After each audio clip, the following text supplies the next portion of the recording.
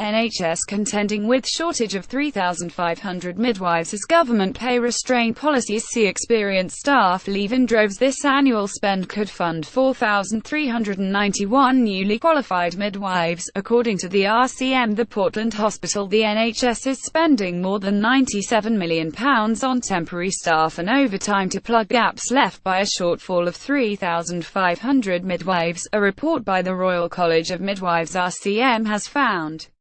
This annual spend could fund 2,731 experienced Band 6 midwives, or 4,391 newly qualified midwives, according to the RCM.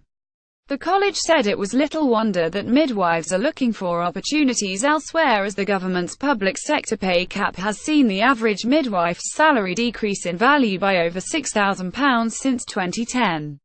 The figures, released under the Freedom of Information Act by 99% of the UK hospitals with a maternity unit, found 27 hospitals were spending more than £1 million a year on midwife cover.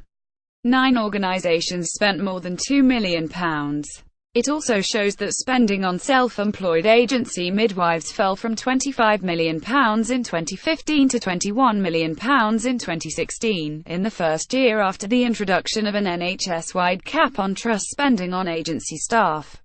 The average hourly spend on an agency midwife was £43.65, compared to the £18.30 hourly rate of a permanently employed NHS midwife with 10 years' experience.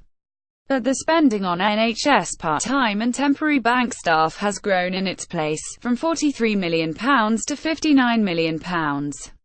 And the RCM fears these pressures could grow further as a result of the removal of bursaries for student nurses and midwives, and the uncertainty around whether all public sector workers will see an end to government pay restraint. John Skews, Director for Policy, Employment Relations and Communications at the RCM, said the use of temporary midwives to staff permanent shortages is counterproductive and smacks of short-termism when there needs to be sensible and strategic long-term planning in midwifery and across the NHS. It is costing more in the long run to pay agency, bank and overtime than it would if services employed the right numbers of midwives in the first place. The first positive step the government could take is to end public sector pay restraint and fund a pay rise for midwives, maternity support workers and other NHS staff. This would retain our hard-working, experienced midwives in the service so that when new midwives are trained they are reducing the shortage rather than replacing the midwives who've had enough of seeing their pay packet dwindle while they're working harder and harder. The Department of Health has now announced the end of its policy of mandatory pay restraint for public sector workers, but Health Secretary Jeremy Hunt has said any future pay uplift will be dependent on sector's productivity. Mr. Hunt is also vying with fellow Conservative cabinet ministers to have their budget increased to cover any uplift. A letter to Chancellor Philip Hammond signed by representatives from across the NHS, social care and charity sector ahead of next month's budget called on him not to be distracted from the health services plight by Brexit.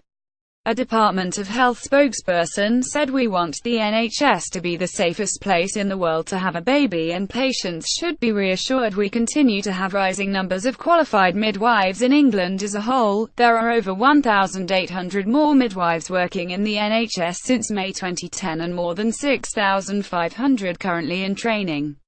We are clamping down on the use of expensive agency staff, saving £700 million in 201,617 including in midwifery, and also have a clear plan to ensure the NHS remains a rewarding and attractive place to work by introducing measures to allow NHS staff to work more flexibly and balance work-life commitments. Reuse content. We use cookies to enhance your visit to our site and to bring you advertisements that might interest you. Read our privacy and cookie policies to find out more.